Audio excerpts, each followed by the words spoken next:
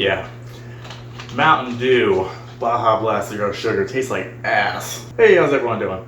So this video is going to be about something that happened today with Guns N' Roses. A few weeks ago, their manager, Fernando Baez, came out and said that they're working on getting some concert footage out on YouTube, and a lot of people were wondering, you know, what concert footage are we talking here? Are we talking Use Your Illusion tour? That'd be fucking awesome. That'd probably be everyone's favorite thing. But, you know, unsurprisingly, he said not in this lifetime tour. So people were also wondering, you know, are these going to be full concerts? Are we just talking, you know, random performances here and there, like single performances?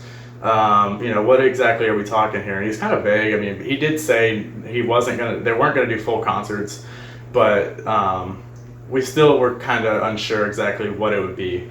So today it was announced that Guns N' Roses would be premiering the footage at 7 p.m. Eastern Time. So I was excited, and I was curious to see how it would go. So yeah, I sat there and I waited, and I watched it live as it was, being released. And the show is from Salt Lake City from October 2019. When I was watching the live stream, it was, I think the highest it got as far as people watching live was like over 7,000. They showed It's So Easy, the first song of the show, and what did I think about that performance? I thought the performance was fine. It was just cool to see a pro shot video, but it was a little strange because a lot of the video, it was just weird. Like, a lot of the video they were showing was from like the back row of the arena, and it was actually kind of annoying. It's like, this is a pro shot, so I want to see some up close shots of the band members, not from the very back row. The audio mix was a little strange. It was pretty clear, but like, it just, I don't know, sometimes it sounded like some certain things were higher in the mix and then they would like get lower. You could tell like the volumes were being messed with, to me. And this is throughout the whole video. Also, there weren't any real close-ups of Axl at all. They hardly showed Axl in this entire thing. It was just weird, you know. He's the lead singer of the band. He is Guns N' Roses, and for them to not do close-ups of him was just so strange. There were absolutely zero shots of Melissa and Dizzy Reed. I couldn't stop thinking about the camera angle. They kept going back to that back row camera angle, which was frustrating. So I was wondering, okay, is that all they're gonna show? But no, they went to the next song, which was Chinese Democracy. Now, this wasn't the next song in the actual concert, but the next song they were showing, which I was excited about because I love that song. I really do love that song, and I couldn't wait to see the performance of it. So anyway, so the performance was, as far as the video and editing goes, it was pretty much the same thing. You know, no close-ups of Axl, and it was just like the back row bullshit again. And the performance was a little shaky because I remember there was like one part where I believe it was Duff. He started like singing the next line when that line hadn't even come yet. And then there was another verse where Axl completely screwed up the lyrics.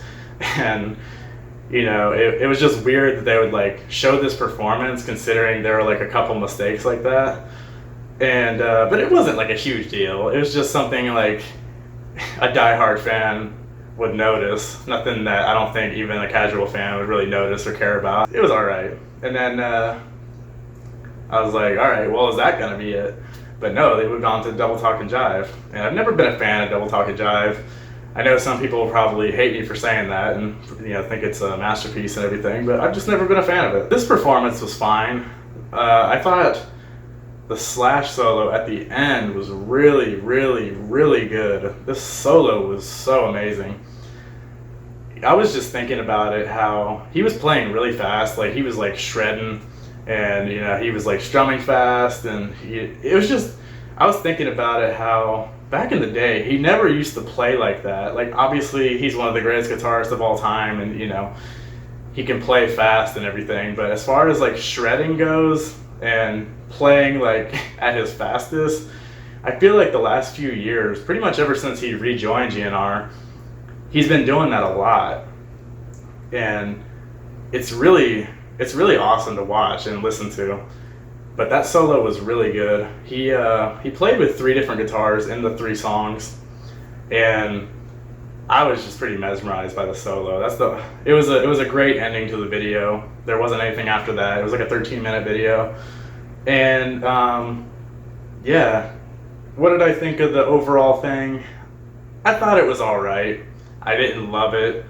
I definitely wasn't like overly happy or overly impressed. I was a little bit disappointed as a diehard fan, because I would love to see a full concert. I would love for a lot of things. I'd love for them to release new music. I'd love to see releases from the Use Your Illusion tour.